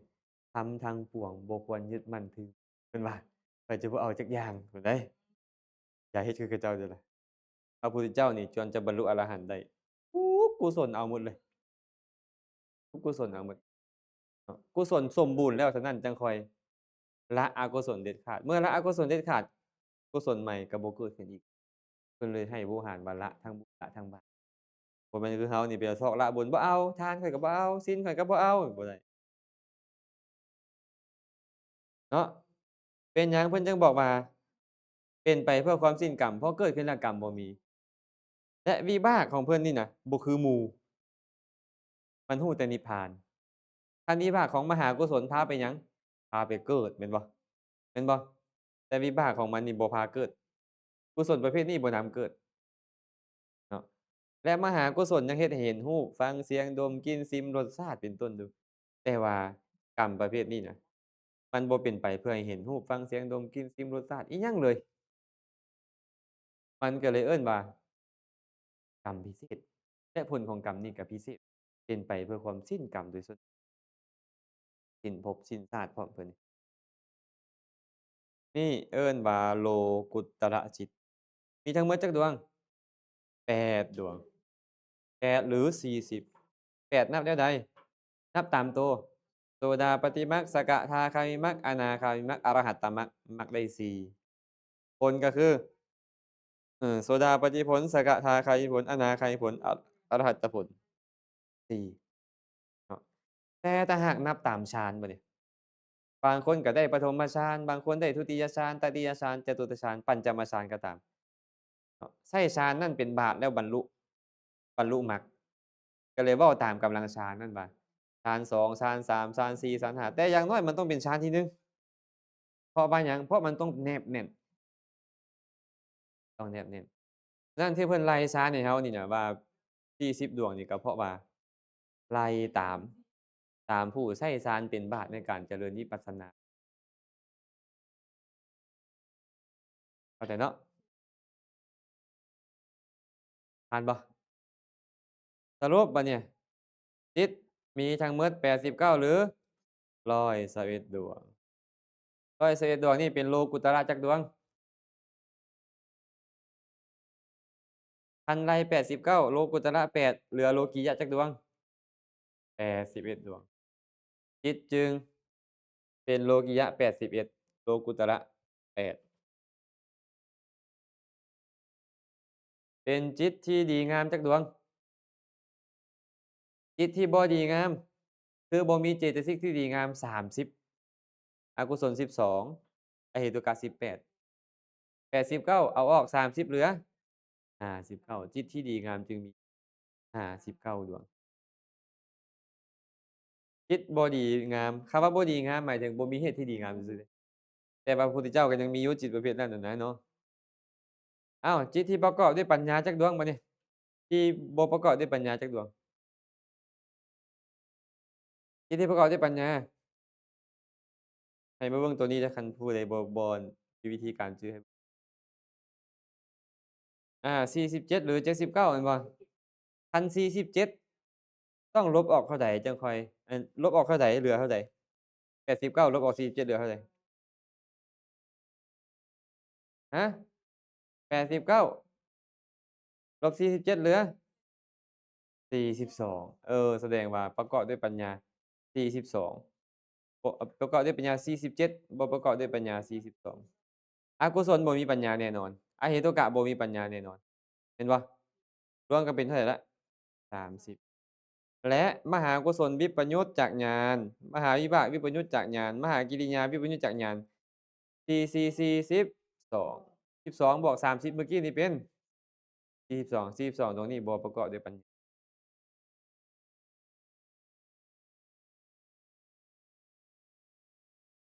ทันบ่เอาไว้พุ่นบ่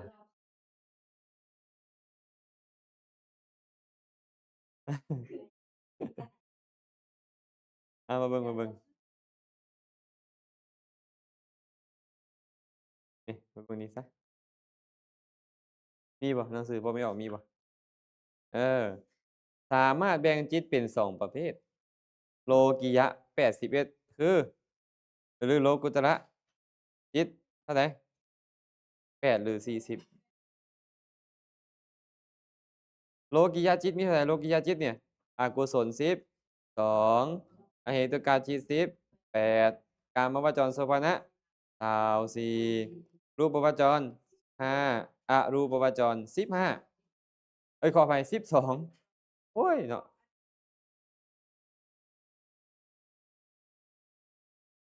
ได้โอ้นี่ฉลาดเด้อนี่ได้ฉลาดเด้อนี่เออได้บ่ผิดดอกคันเว้าตัวหัวข้อใหญ่ก็เว้าแบบนั้นคันเว้าย่อยๆไปมันจะออกมาแบบนี้มันจะบอกว่ากามวจร54มหัคคตะ27ก็ได้โลกุตระก็คือมรรค4ผล4เบิ่งรูปอีกหน่อยหนึ่งเอ้าแบ่งจิตเป็นแต่ละชาติบัดนี้แบ่งจิตเป็นแต่ละชาติอกุศลชาตินี่มีอยู่12ดวงกุศลมี21นับไปได้บัดนี้กุศล21นะจะออกที่ไวกุศล21นับจั่งใดมหากุศล8รูปวจร5เป็น13 13บวก13บวก4เป็น17บวกโลกุตระ4เป็น21อันนี้หากเขาบ่ไล่ตามฌานเด้เอาไล่แต่มรรค4นี่น่ะนี่เอิ้นว่ากุศล21แม้แต่กุศลนี่ก็ยังเป็นกามวจร8มหัคคตะ9และก็โลกุตระ4เราต้องช่ำชองพวกนี้เดะเวลาเรียนอภิธรรมคันช่ำชองพวกนี้แหละเวลาเว้าขึ้นมาปึ๊บเราจะฮู้อ๋อคันเรายังบ่คันช่ำชองพวกนี้นี่เวลาเราเว้าขึ้นมาก็ยังงงนึกบ่ออกถ้าท่านแผนจิตนี่ต้องช่ำชองแผนจิตต้องช่ำชองปริเชตที่1นี่เด้ต้องช่ำชองเดี๋ยวสิจบเลยเด้อนี่มื้อใหม่นี่ต้องไปปริเชตที่2แล้วเด้เอาเอาลงกลุ่มเลยเด้อให้ผู้ใดต้องการก็แม่นไปพิมพ์ออกมาเองต้องการใหญ่ส่ำนี้ก็ได้อันน้อยๆเราบ่เห็นอะนะเอาใหญ่ส่ำนี้เลย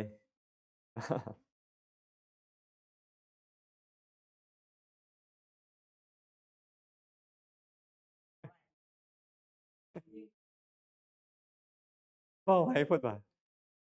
โอ๊ยเฮ็ดจั่งใดเนาะบัดนี้เนาะว่าสิดัดสันดานตัวเองเด้บ่ได้จักเทื่อบ่แม่นผู้ใดก็เว้าว่าอาจารย์เว้าไวอืม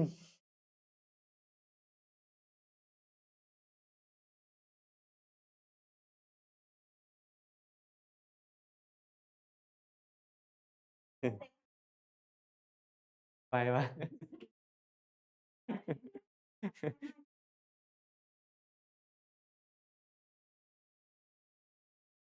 บ่เพิ่นอยากให้ซ้ำๆความจริงแล้วควรไปซ่าๆไปนั่นแหละแต่อาจารย์ย้านพวกไม่ออกอึดอัดมันไปซ่าหลายผู้ใดก็หัวดีหมดล่ะที่ให้มาสอนซ่า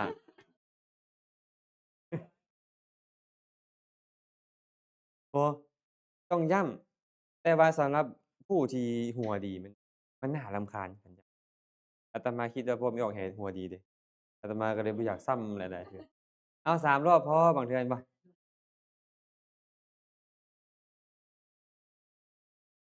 มันบ่คือตอนมานั่งอยู่นี่เด้อ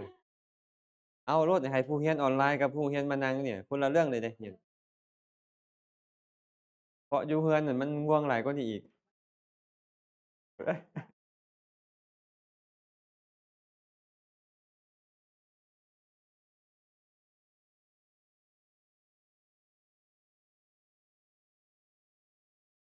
เป็นมาวิปากะ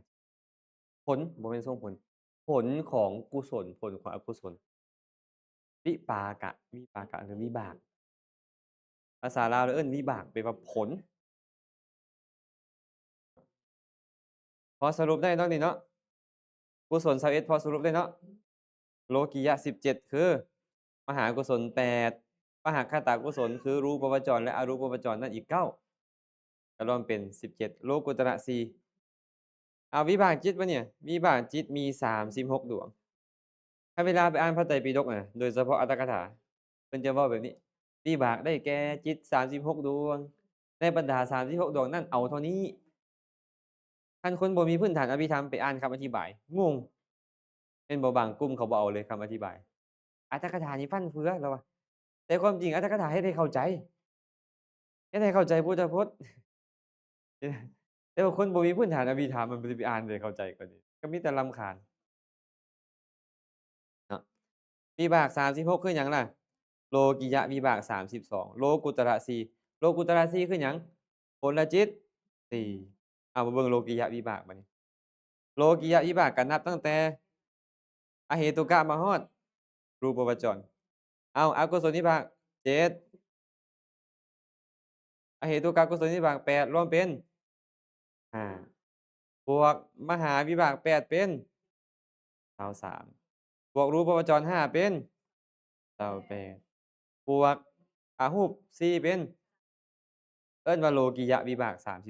32โลกิยะวิบาก32ส่วนโลกุตระวิบากก็4หรือ20นี่แหละ4ก็โสดาปัตติผลสกทาคามิผลอนาคามิผลและอรหัตตผลต่างแต่ว่าคันเว้าเรื่องวิบากที่จะเฮ็ดให้มีการปฏิสนธิขึ้นมาเพิ่นจะตัดโลกุตระออกเพราะโลกุตระบ่เฮ็ดหน้าที่ไปเกิดเนาะอันเนาะมาเบิ่งต่อบัดนี้ กิริยาจิตนี่นะมีอยู่20เป็นโลกิยะอย่างเดียวเห็นบ่อกุศลโลกิยะอย่างเดียวกิริยาโลกิยะอย่างเดียวส่วนกุศลกับวิบากนี่เป็นโลกิยะก็ได้เป็นโลกุตระกิริยา20อยู่ไสมาเบิ่งคืนเอาเบิ่งกิริยาก็เบิ่งตั้งแต่อเหตุกะมาคือกันอเหตุกะกิริยา3มหากิริยา8เป็น7รูปวจรกิริยา5เป็นและอาหูป4เป็น20นี่เอิ้นว่ากิริยา20กิริยา20นี่น่ะมีโอกาสเกิดขึ้นกับพวกเราแต่2อีก18ดวงพระอรหันต์เท่านั้นตัวนี้ตัวหนึ่งมหาวิบาก8รูปวจรและอรูปวจรรวมเป็น18นี่นะเกิดขึ้นกับพระอรหันต์เท่านั้นเป็นจิตของพระอรหันต์อะเนาะโอ้จบแล้วเมื่อกี้อาตมาเพิ่มให้ก็คือจิตที่มีเหตุและบ่มีเหตุจะไปเรียนเพิ่มในปริเชษฐ์3เข้าใจแต่ตอนนี้ให้รู้ส่ำนี้ก่อนก็ได้โสภณะกับอโสภณะก็จะไปแจ่มแจ้งอีกในปริเชษฐ์ที่3คันเพิ่นถามเรา"แม่ออกหมอนเรียนอภิธรรมมาแล้วจิตมีจักดวง?" ตอบว่า89หรือ121มีโลกิยะจักดวง81โลกุตระเด8หรือ40เราก็ว่ามรรคมีเท่าใด4หรือ20ผล4หรือ20อกุศลจักดวง12คือหยังแน่โลภะ8โทสะ2โมหะ2อะ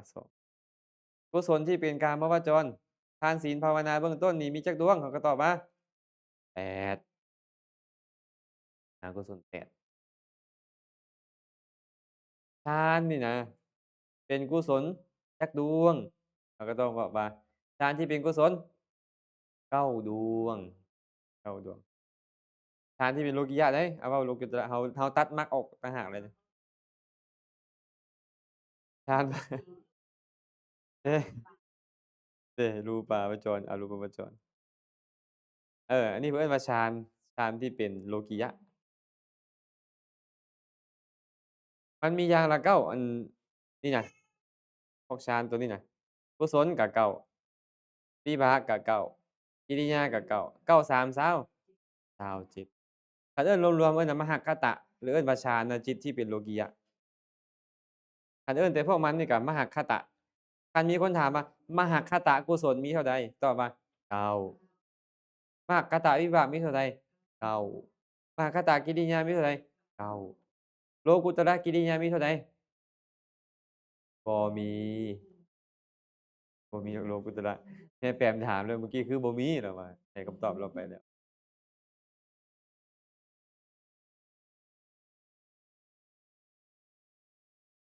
เป็นฌานที่เป็นโลกุตระเท่านั้นเป็นฌานที่เป็นโลกุตระและมันบ่เสื่อมฌานพวกเนี้ยแต่ว่ามันใช้แนวอื่นบ่ได้มันใช้แต่การเข้าผลจิต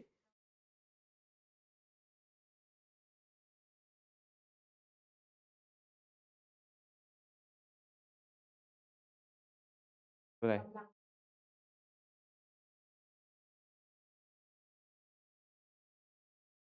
ส่งผลนั่นบ่มาเบิ่งนี่ก็ได้อาจารย์ได้เว้าเรื่องของเอาให้เบิ่งอีกบัดหนึ่งอันนี้นี่เป็น3เหตุแม่นบ่เอาสีใดดีเอาสีแดงซะ3เหตุ2เหตุ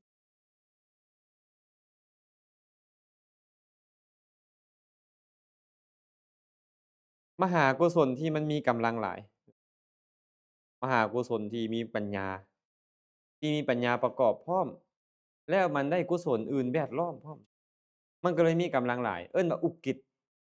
อุกิจเนาะเวลามันได้โอกาสส่งผลมันจะส่งผลเป็นติเหตุก็เป็น3เหตุคือกันนำไปเกิดหั้นน่ะเป็น3เหตุส่วนว่าหากว่ามันเป็น3เหตุก็จริงแต่มันอ่อนกำลังคือตัวนี้มันก็ส่งผลได้แค่2เหตุ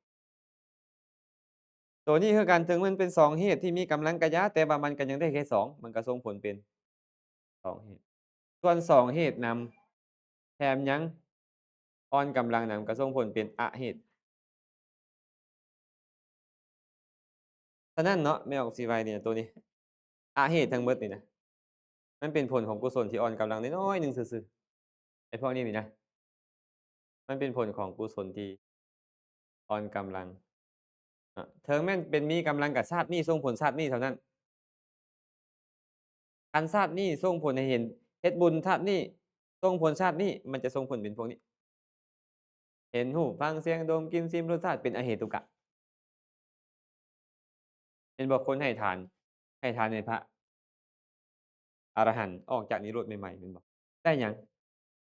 ได้ความร่ำรวยเป็นเศรษฐีเป็นมหาราชาได้เห็นรูปดีฟังเสียงม่วนแม่นบ่ถามว่าเป็นหยังเป็นอเหตุกะ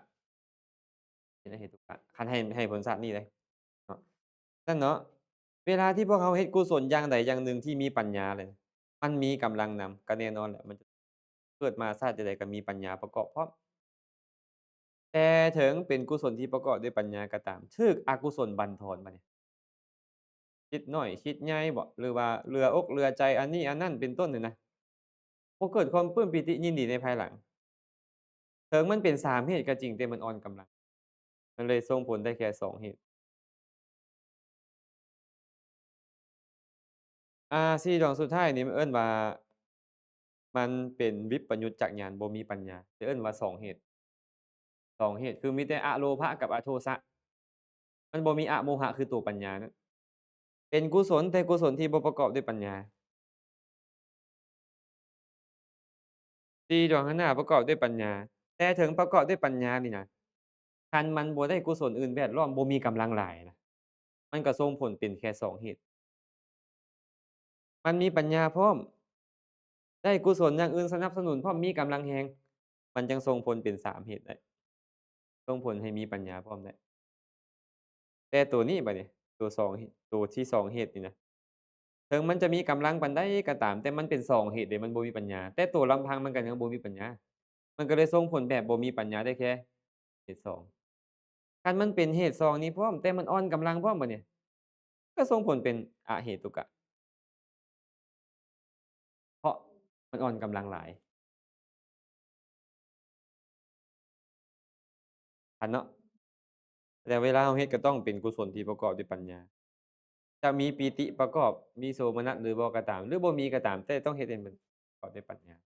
ให้ควรพินิจพิจารณาแต่ว่าพระโพธิสัตว์ทั้งหลายเนี่ยดวงนี้ทั้งหลายเป็นเฮ็ดกุศลนะเป็นประเภทอสังขาริกพร้อมโสมนัสพร้อมสัมปยุตกับญาณพร้อมบ่ต้องให้ผู้ใดมากระตุ้นสักส่วนยากเพิ่น ฮู้โลดว่าต้องเฮ็ดต้องเฮ็ดต้องเฮ็ดต้องเฮ็ดโลดมันเกิดขึ้นเองแทบบ่ต้องมีผู้ใดกระตุ้นสักส่วนพวกเรานี่บางเทื่อต้องอาศัยหมู่เนาะไปเอาบุญนำกันไปจังค่อยคิดอยากเฮ็ดแม่นบ่บางเทื่อบางคนน่ะบางเวลาเราก็ตามเขาก็ตามแต่พระโพธิสัตว์ทั้งหลายจะสั่งสมบารมีมีส่วนหลายเลยเป็นโสมนัสและก็ประกอบกับปัญญาบ่ต้องมีผู้กระตุ้นสักส่วนเพราะเพิ่นสั่งสมมาหลายแล้วล่ะเวลาเฮ็ดอิหยังก็คือเกิดขึ้นเองบ่ต้องซักซ้อนข้อยให้ยากข้อยจะเฮ็ดข้อยจะเฮ็ด โทมนัสเนาะอยู่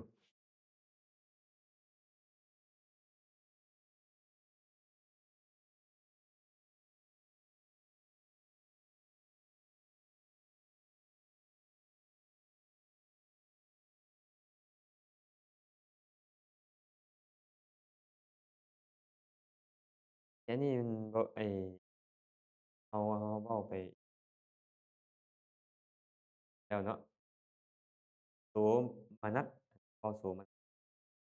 บ่แม่นโสภณะเด้โสมนัสคือโสมนัสเวทนาเป็นเวทนาเจตสิก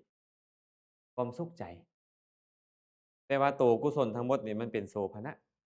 ถึงมันบ่แม่นโสมนัสมันเป็นอุเบกขามันก็เป็นโสภณะเพราะมันดีงามแต่โสมนัสเวลาเฮ็ดบุญที่ประกอบกับโสมนัสเนี่ยมันเกิดขึ้นได้ยากมื้อนั้นเราเรียนแล้วเนาะเหตุเกิดขึ้นของโสมนัสเวทนาชื่อบ่หนึ่งได้อารมณ์ที่น่าพอใจเห็นบ่ ได้ของดีๆที่ไปถวายเนี่ยได้ของประณีต อ้าวสมมุติถ้าแม่ออกสีไว้ได้ของปานนี้แม่หมอนแล้วได้ของบ่ดีปานใดผู้ใดสิโสมนัสกว่าเวลาเขาไปถวายอ้าวก็ได้ของปานนี้มันก็โอกาสเป็นโสมนัสหลายกว่าแม่นบ่ที่หนึ่งเลยนี่ได้ของที่ต่อมาก็คือได้ปฏิฆาหกผู้มีศีลได้ครูบาอาจารย์ที่มีศีลเราเคารพสรรเสริญโสมนัสมันเป็นแบบนั้นเดะ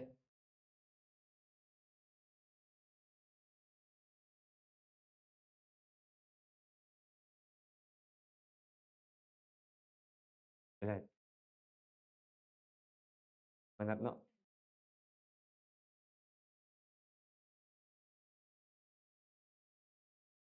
แสดงว่าจิตใจเพิ่นมีหลายอารมณ์หลายอารมณ์หลายอารมณ์มาเลยมันต้องแบบนี้มันต้องดีเดะมันต้องพิถีพิถันบางเทื่อเป็นไปได้เป็นไปได้อาจั่งใดก็อย่าเด้อต่อไปก็เราก็จะต้องพยายามให้มันเป็นโสมนัสและสัมปยุตกับญาณอาตมาก็เลยบอกว่าปรุงเด้อปรุงเอา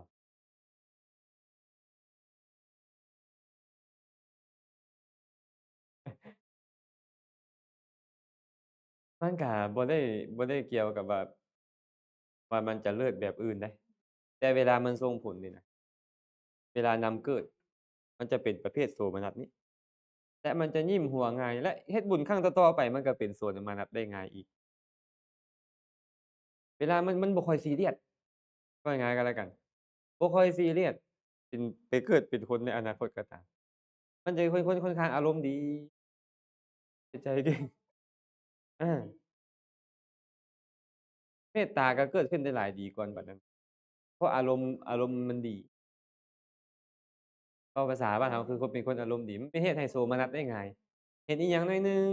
ก็โสมนัสได้ง่ายขึ้นโสมนัสได้ง่ายขึ้นมันจะเกื้อกูลกันแบบนั้น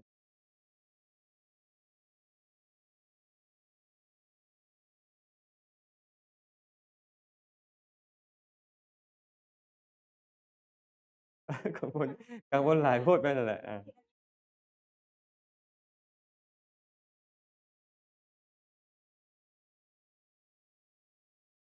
นี่ที่บอกให้แบบนี้เฮ็ดน้อยก็กังวลตามน้อยเพราะเพิ่นต้องการความละเอียดมันมีความละมันต้องการความละเอียดแรงเดะคนละเอียดก็เลยแบบนี้แหละเพิ่นเอิ้นว่าคนมีปกติลึกซึ้งมีปกติลึกซึ้งมีปกติคิดน่ะมันเกิดโสมนัสยากเป็นปกติใดเพิ่นมักคิดมักคิดมักพิจารณาอันนี้ต้องแบบนั้นต้องแบบนั้นเพราะฉะนั้นโสมนัสก็เลยเกิดขึ้นได้ยากขึ้นคือแต่บ่มีปัญหาดอกมันเป็นอุเบกขาก็อย่ามันต้องให้มันนั่นประกอบด้วยปัญญา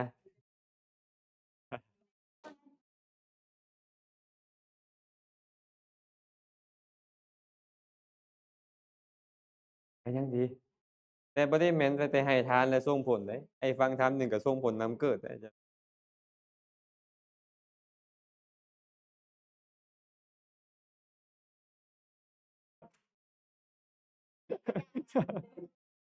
บ่เป็นหยังบ่เป็นหยังเนาะ